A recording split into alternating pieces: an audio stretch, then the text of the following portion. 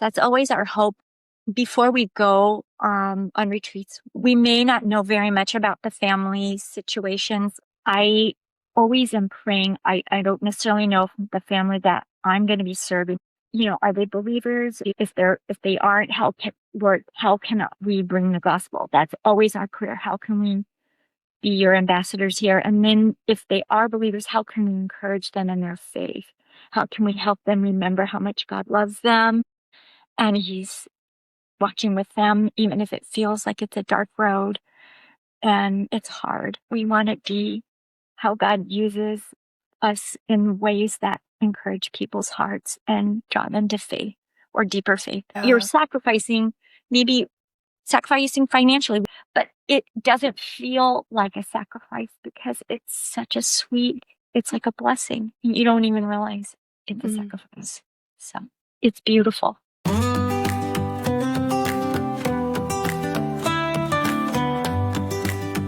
Welcome to the Inheritance of Hope podcast. Every day, 562 children lose a parent to terminal illness. They shouldn't have to face that alone.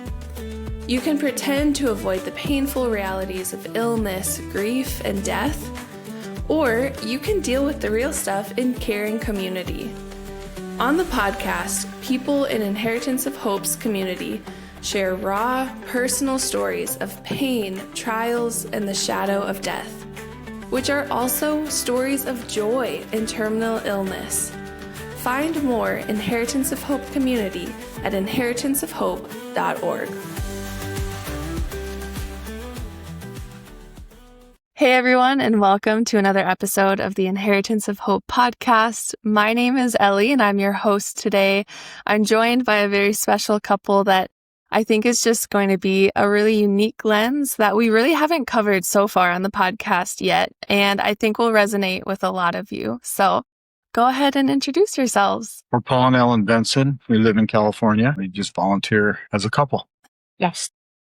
I love that. Well, we will jump into what all that entails so far, but we were just talking before we hit record that they're in California. I'm in Minnesota. We're very different weather climates right now. So I love that Inheritance of Hope is just kind of all across the board, with it being so much online, remote. It just is so accessible. And I'm sure we'll touch on that a little bit. But my first question that I don't know the answer to, we've only had one phone call together before this. And so I'm learning alongside our listeners, but how did you first hear about Inheritance of Hope? Our daughter-in-law, Heidi Benson, was looking online one day to see if there was an organization that she could volunteer with that was in an area of life skill that she possessed and education and training that she had had. And she found Inheritance of Hope and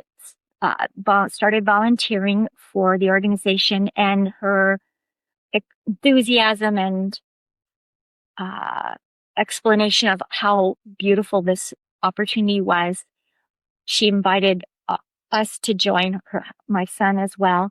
And so that's how we started joining in with the volunteering, serving families on retreats. That was back in 2018 was our first time to serve on a retreat. Okay. Nice. I didn't know that was your connection.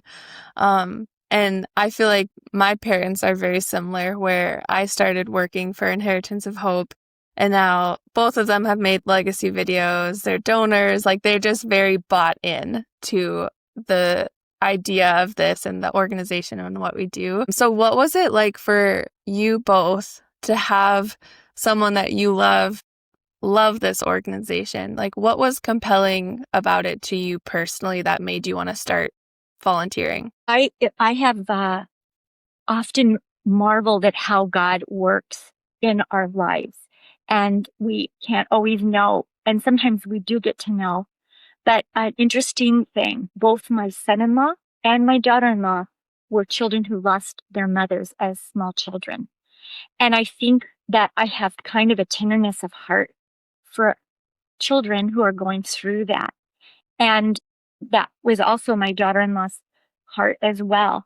So she was looking for this organization. And then when she discovered it and started volunteering and started working actually for Inheritance of Hope, she wanted to draw us into it too. And to me, I feel so privileged to be able to love on families who are going through really hard things like they are, and to just be a glove on the hand of God. But I think it's kind of interesting. Honestly, don't think I would have just generally been drawn to most people. When you hear of somebody facing a terminal diagnosis like the families are, it's a hard thing and it's a harsh reality, and people tend to run the other way. I think I would have been one of those that wouldn't have sought after this type of ministry. But like I said, our son-in-law and our daughter-in-law both, it just has a special place in my heart. And then also when we retired, we wanted to find some sort of ministry that we could serve in that wasn't obviously a full-time thing. And this just really fits well. It's just been very rewarding and to serve these families. And even as hard as it is, it's very rewarding. Yeah. Yeah, that's something we talk a lot about, is how there's this painful reality that most people avoid or are not like immediately drawn to. They kind of want to look the other way, or people just are not always equipped to know how to handle hard conversations or deal with something like terminal illness. And so I just love that about the Inheritance of Hope community, because nobody is really an expert in this, because grief and pain is different for everyone. And so just being drawn to these people and just getting to love on them. And I love the saying, or the phrase you just said, a glove on the hand of God. Unpack, what does that mean or look like? I kind of think that it's such a privilege to represent Jesus in this world. And we can see on the news and all around us and hear of all kinds of things that are just really sad and hard and bad on top of terminal illness. But to be the ambassador for the Lord is our heart. We want to be people that bring Jesus wherever we can. And that's the gospel. That's the place where people are going to hear the hope that they have in Jesus. And that also is really sweet how the name of our organization that we volunteer for is Inheritance of Hope. And I love that it's God's power and it's his work, but we get to participate in sweet ways. And being the glove is, we're on his hand, we're at his bidding. So that's so beautiful. And I haven't heard that before. You know, you hear the phrase, oh, it's the hand of God. And I feel like that's such a beautiful portrayal of it, because it's not like we are the ones with the power or the skills or the thing that's really going to be impactful, but we get to play a part in what the Lord is doing. I think that just is such a cool analogy I haven't heard before, and I'm going to tuck away and start using it. I'm not even sure how I heard of it or what, but it is something that I also love the other imagery that I take from scripture. And I think it's in 2 Corinthians, how we can be a sweet aroma of Christ.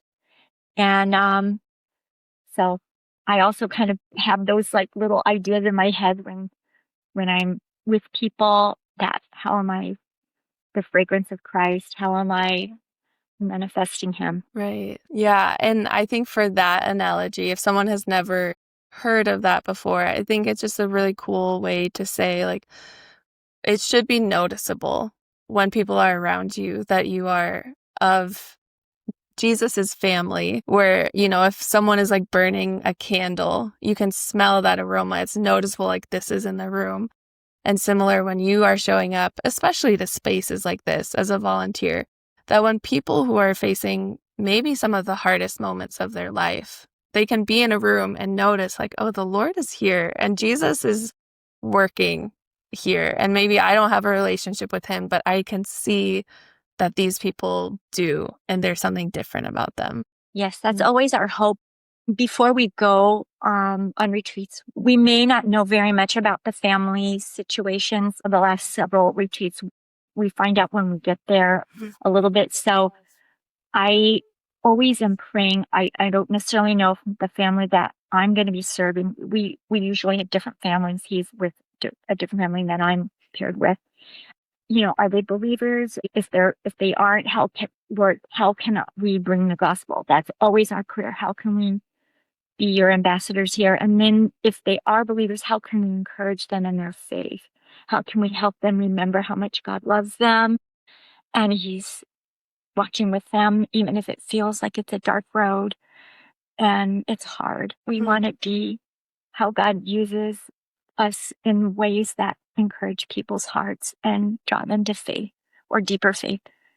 I love that. How many legacy retreats have you been a part of? I think the last one we did in July was our 13th. Wow. That's amazing. One thing that I feel really grateful that the organization does after a retreat is we have like a little debriefing where we share about feedback so we can kind of maybe fine tune better how we serve our families. And it's always good to hear how other people handled the situations that they were in with their families and maybe learn some good ways to minister to people. But also the other aspect about it is sometimes you might be paired with a family and there isn't really a really very deep connection made. And that sometimes you feel like you failed or you didn't. An emptiness when you leave. Yeah, you feel sad because you came with such a heart.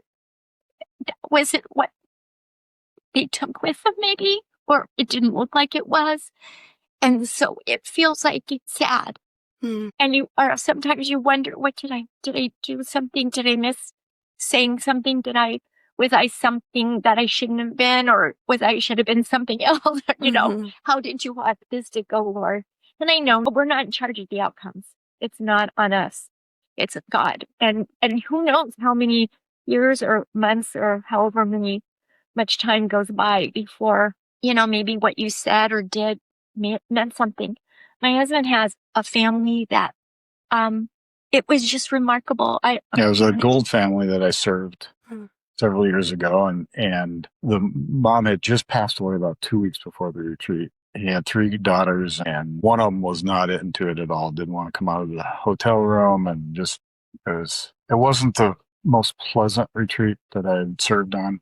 And about maybe 2 months after the retreat, 2 or 3 months, the dad shot me an email about how it really helped him, that whole thing. It just totally turned them around, the whole family, and how well they were doing now. And it's like, wow, when I left there, well, it wasn't the greatest.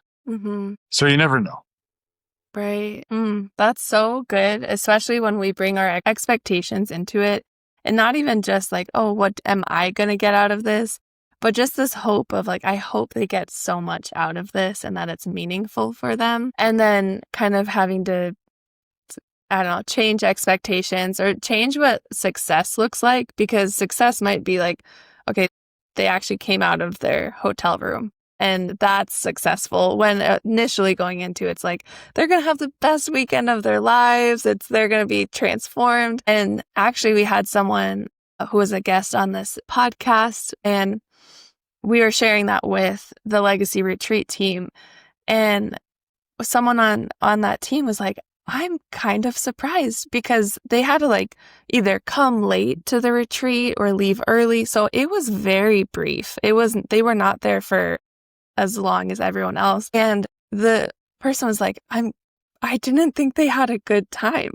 And so it was so funny for them to now have this person who is like in love with Inheritance of Hope, who had this transformational weekend and is now like getting so excited for Hope Hub, and they attend Hope at Home groups weekly. And so just knowing like, okay, just because there isn't this amazing, powerful external thing that seems like it's happening, there's still so much happening, especially with grief. I think grief complicates everything. And so I love that we have so many dedicated volunteers who show up, even when it feels awkward or when it doesn't feel successful. And I think those were just great stories that kind of showed that. You know, it's funny, Ellie, I was thinking about another story. One of the families that I was paired with in Orlando a couple of years ago, that the dad was the sick parent, and they had a cute little 2-year-old, and that was who I was kind of assigned to.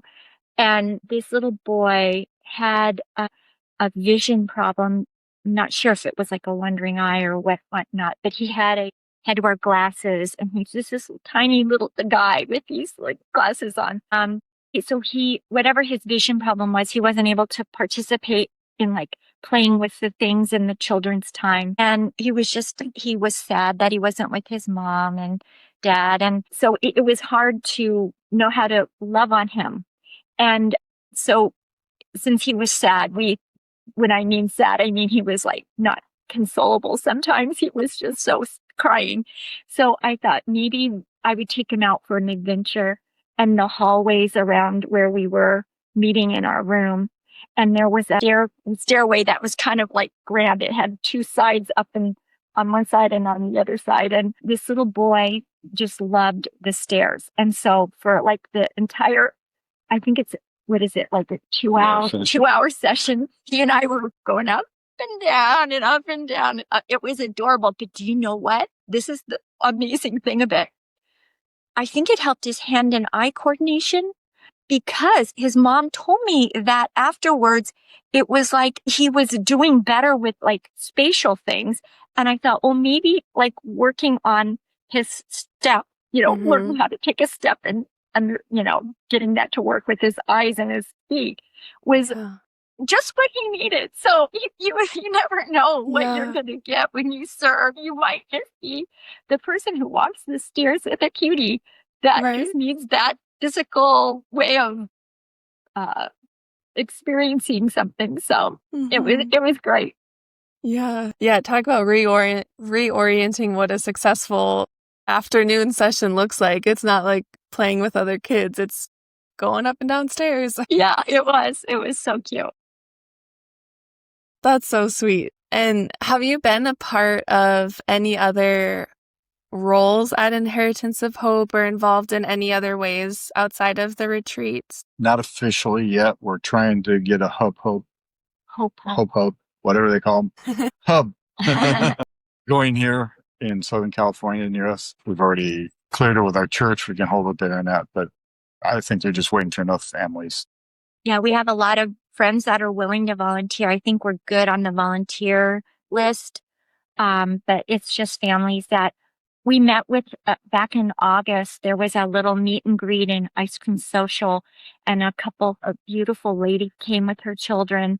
And she was actually at the retreat that the family that I was paired with in North Carolina, she and that mom became really good friends because both their husbands were the sick parent. So it was cool to make that connection. But Temecula is about it would be a bit of a drive for her. She works, she has little kids. So I don't know. She said she would come. So hopefully it wouldn't be too daunting of a commute for her. Yeah. But I will say this, on one retreat, I was asked to facilitate the children's group, and it was a really wonderful experience for me. I have no teacher training in any way of like managing a classroom or children. So it was a little stretching for me because I don't know all the things teachers know to do to help kids focus and, row in the same direction. Yeah. I mean, especially if you've got like a big age span of 2 to 5, you've got different abilities and interest levels and attention spans. But I remember thinking I had failed in this endeavor because part of the curriculum in the children's time, just side note for a second, what is beautiful about our organization is that each family member is attended to. And even if they're the littles, they are attended to in meeting them where they're at. And I love that. So the curriculum was geared in the children's preschool room for that age of child. And one of the days, the last day, we were reading about the prodigal son, and it just something hit me. I was just so emotional about how much God loves us. Like right now, it's so it was like hard for me to be reading the story without crying. And I just thought, Lord, oh my gosh, I got to pull this together because I've got little children here. They don't want to see a grown up crying. But I think I just have such a tenderness of heart and such a sense of gratitude for what God's done for me and just saving me that I just break into tears because I'm so grateful. And I want that for other people who don't know him. And so that's like right now I'm crying. No, that's beautiful. Like that posture is what we hope all of our volunteers have. Because for anyone listening who maybe doesn't know, Inheritance of Hope is faith-based. However, it's not faith exclusive. So anyone on our serving teams, on staff, it shares the same faith and the same posture of we love Jesus and therefore we love his people, especially those who are really hurting. But that does not mean that you have to be a Christian or a believer of Jesus to be served.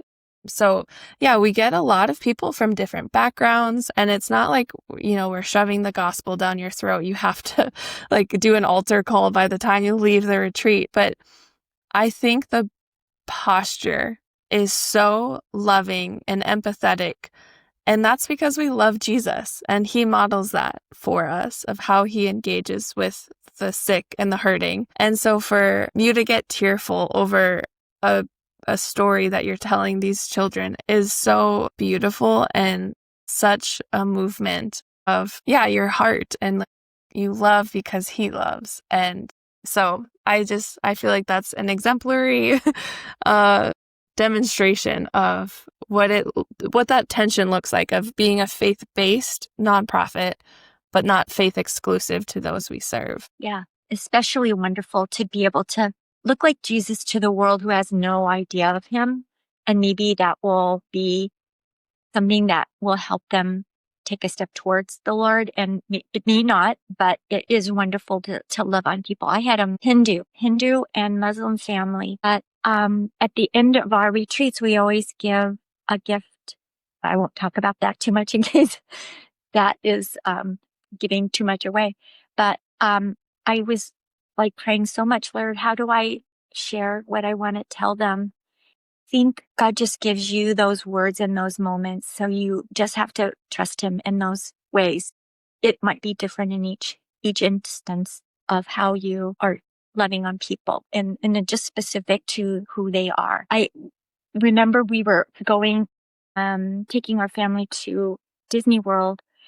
And this was the very first retreat that I ever volunteered on. And the mom was the sick parent, and I was trying to give her a chance to hold her husband's hand and be with her children. So I wanted to be the one that pushed her wheelchair.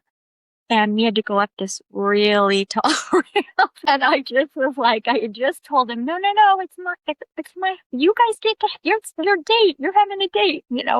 I'm the worker bee. You just enjoy being with your family and don't worry about any of these things. And I'm pushing her up this hill thinking the joy of the Lord is my strength. Please, Lord, be my strength.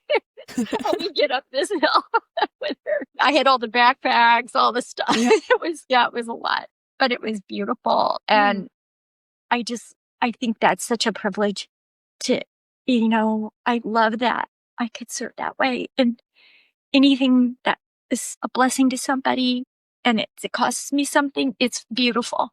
It's a beautiful sacrifice. Facing terminal illness is difficult enough, but you don't have to go through it alone. Whether you're at home, in a hospital bed, or on the road, join us.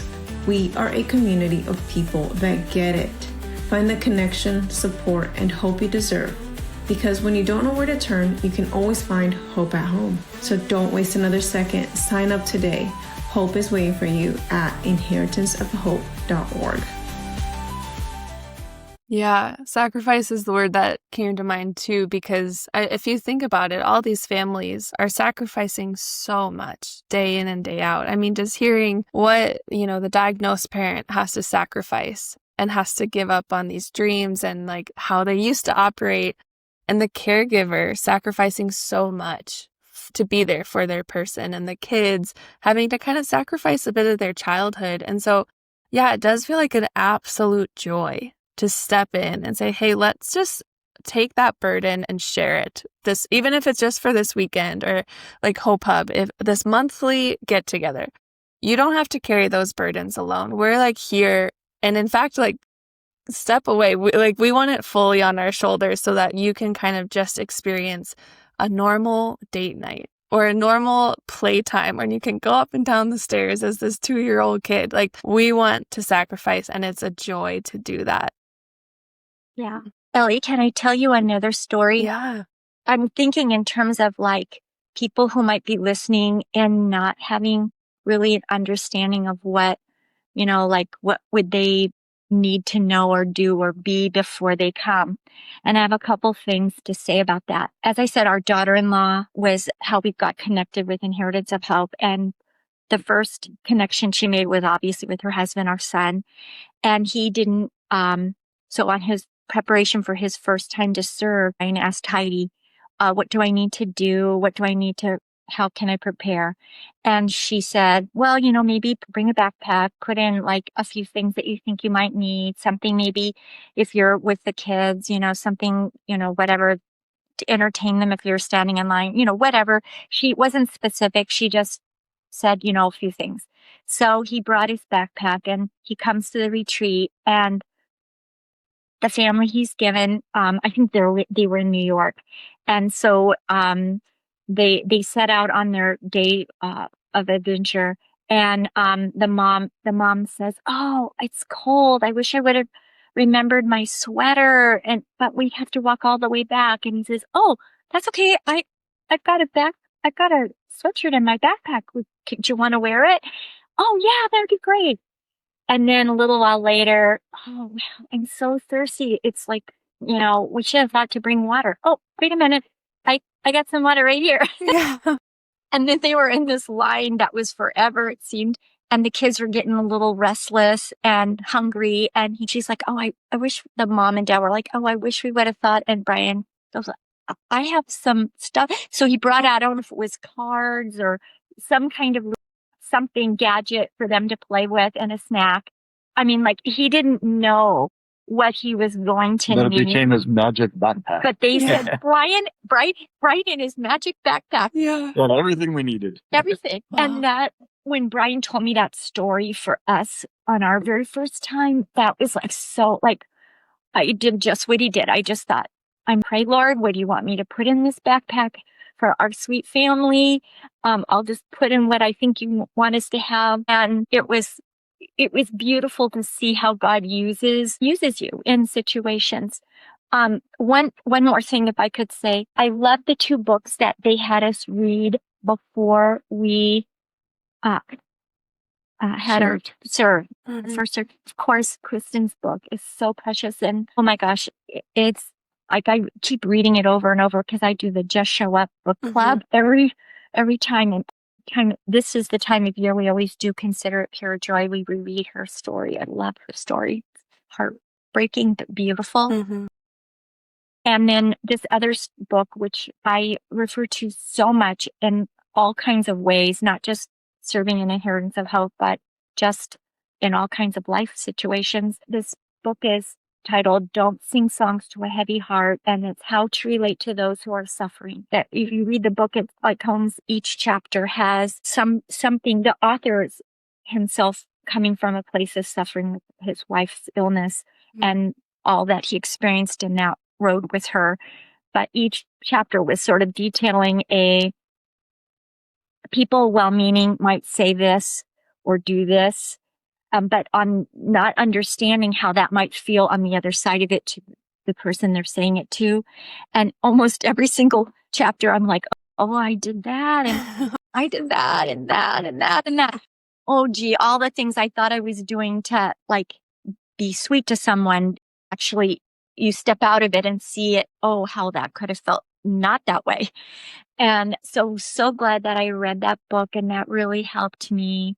So both books helped me understand what family is going through with Kristen's situation, but also the other book with how to minister and in those places. So. Mm, I love that. I feel like that's such a good analogy of like, just show up with a backpack. You really don't need anything special.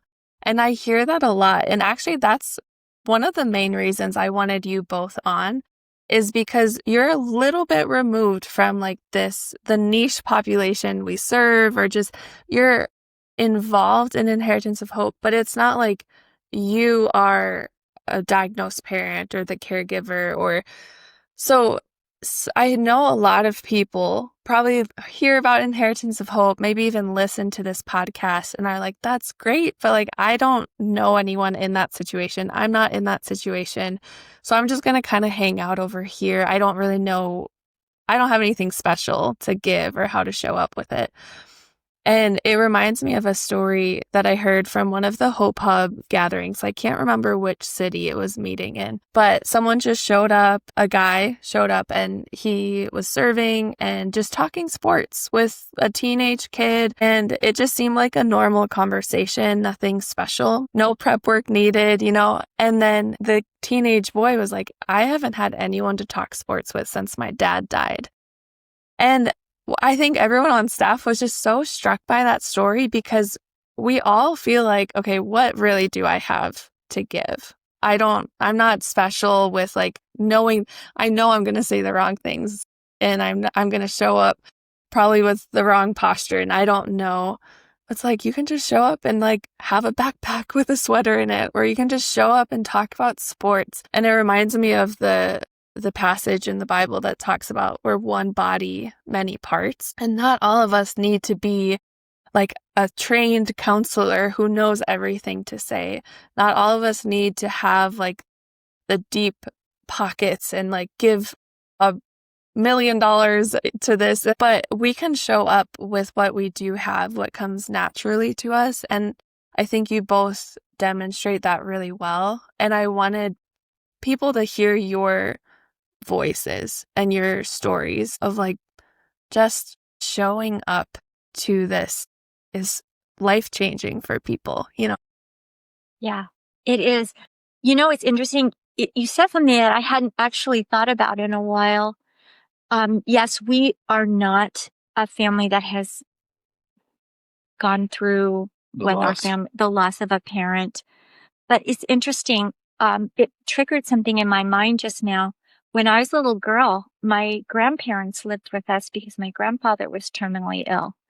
And I remember I had to give up my room to have him and my grandmother have a place in her home. And I remember feeling afraid and wondering what was happening, and would I come home from school and he wouldn't be here? You know, those kinds of things that would be on a child's mind when they're going through this. And I think that also is a factor in the way that maybe this organization, like how God's paired us here, like the tenderness of heart, the desire to like help families, you know, that are facing things that we've heard about or seen about or been in, you know, somewhat experience. It is just a beautiful thing.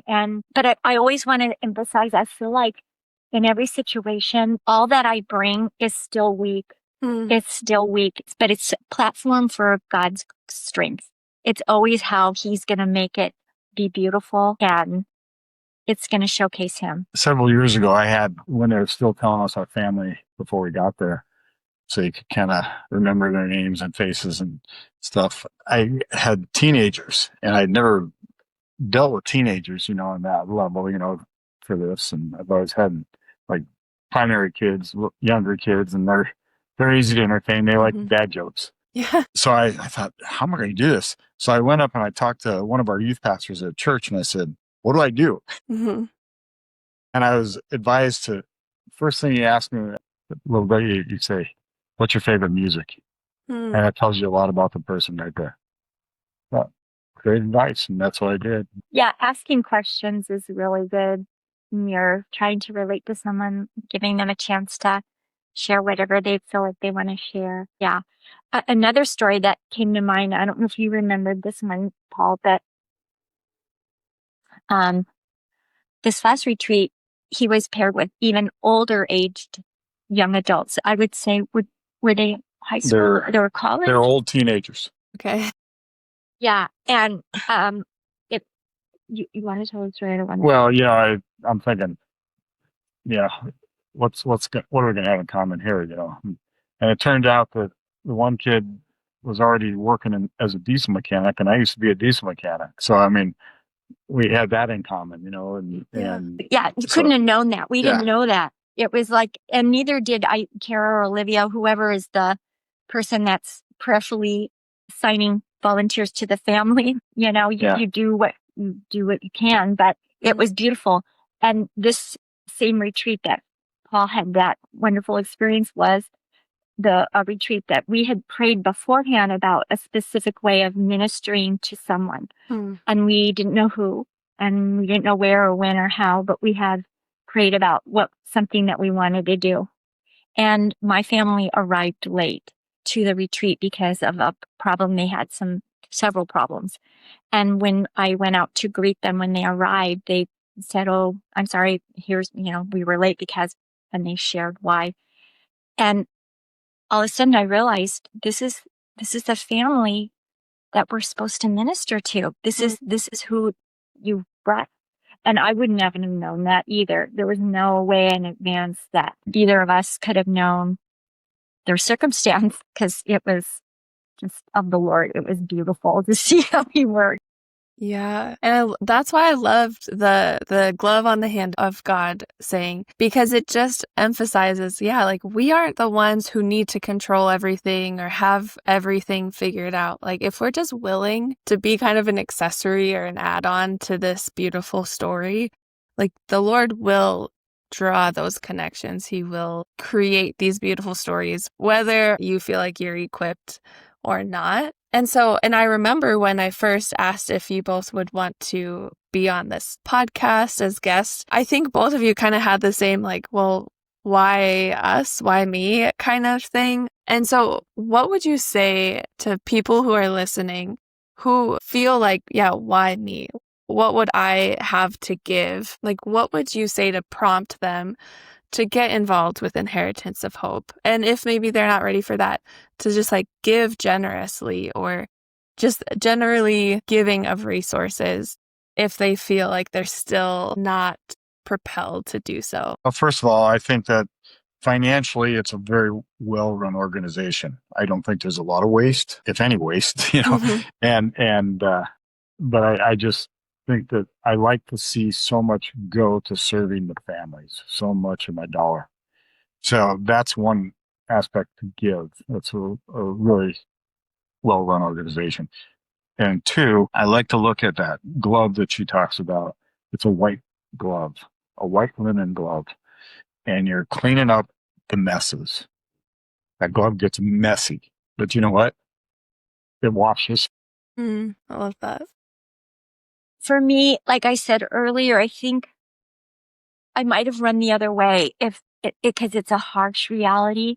But let me just say, there has been so much beautiful, beautiful experiences, beautiful relationships, blessings galore. Whatever fear I had or whatever fear anyone has, if you could just give that to the Lord and let him hold it for you, and then just step out in faith, you will find God to be all that you need to direct your path, to fill in what you're bringing, this small number of fish and loaves, and he's going to feed the multitude through you. And I think that is such a beautiful privilege.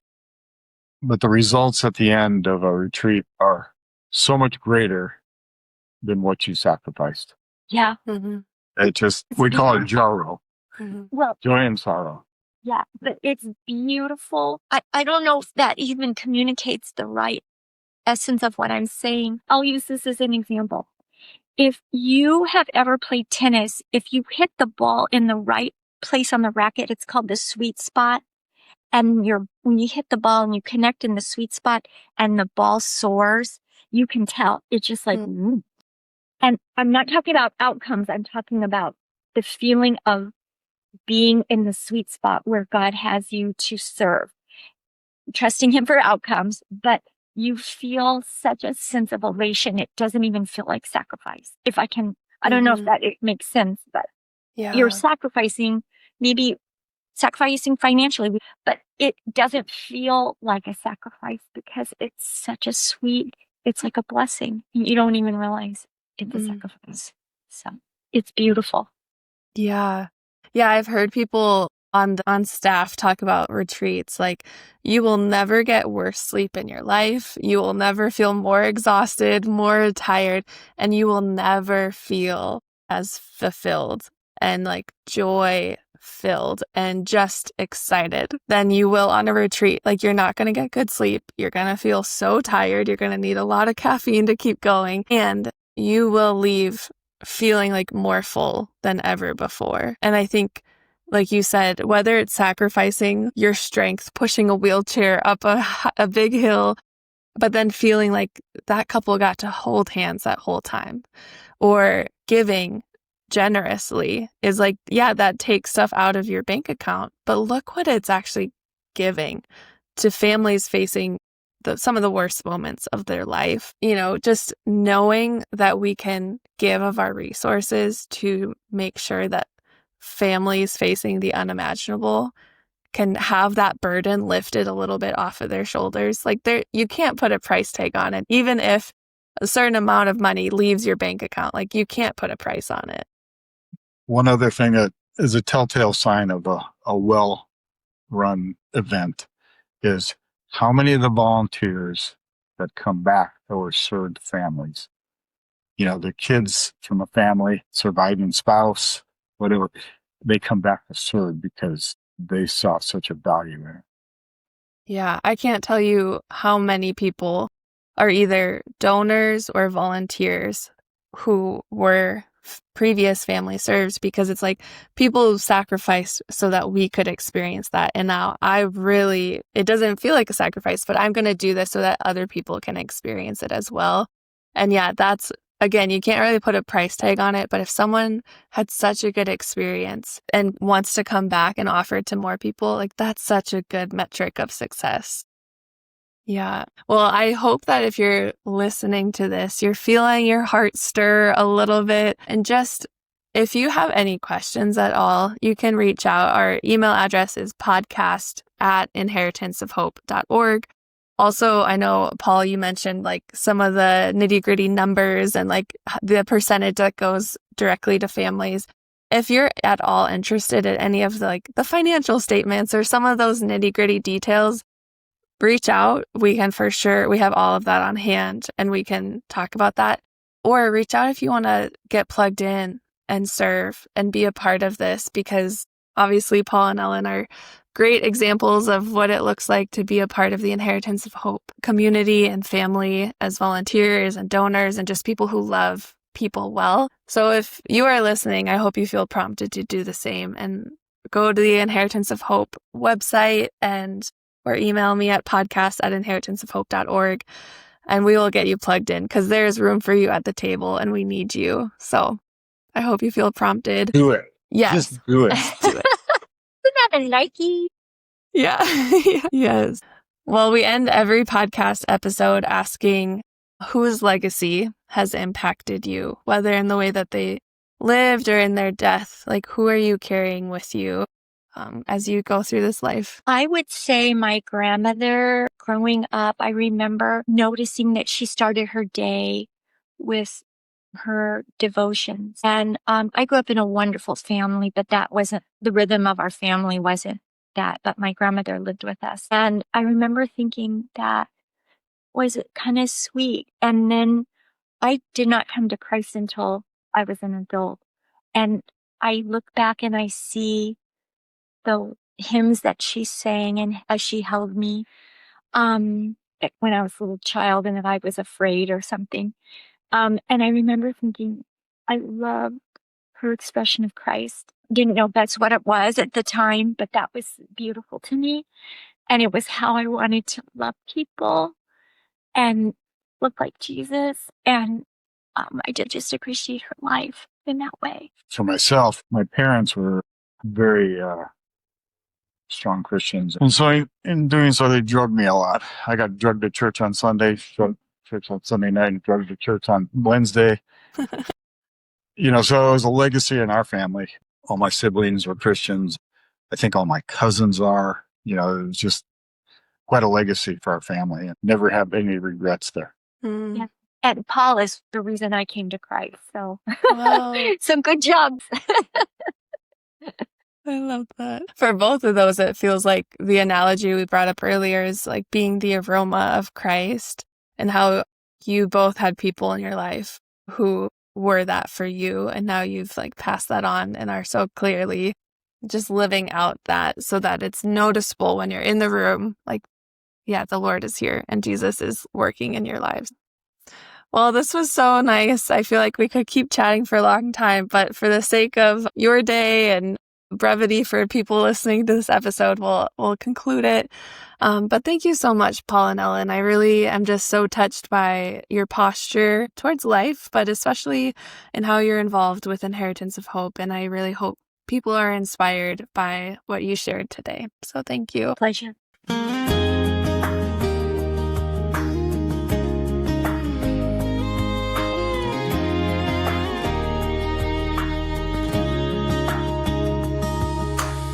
Paul cracks a joke, the room starts to glow. Ellen's got that Sunday roast just so. Katie and Brian round the table wide, prayers and laughter side by side. Years of diapers, scraped up knees, campfire songs and family dreams. Those busy days went slow but sweet, countless blessings each moment complete. A life that's well lived is the gift they keep giving. Their faith's the foundation of all they believe in. They love the Lord with all their heart, soul, mind, and strength. Through every trial they've gone the length, from sunrise prayers until evening peace. They know God's steadfast love will never cease. Now Katie's got Jeff and 3 of her own. Gavin, Finley, Riley's laughter's grown. Brian and Heidi's little crew. Jeremiah, Charlotte, Hannah too. Tea parties in the backyard shade. Me pancakes on Saturdays made. Christmas lights and cocoa rides. Love still shining deep inside. A life that's well lived is the gift they keep giving. Their faith will be a legacy that spans generations. They love the Lord with all their heart, soul, mind, and strength. Through every trial they've gone the length, from sunrise prayers until evening peace. God's steadfast love will never cease.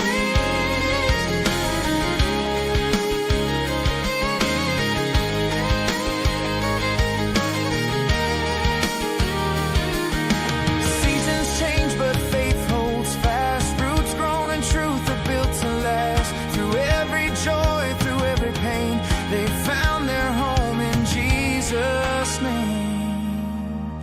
A life that's well lived is the gift they keep giving. Their faith's the foundation of all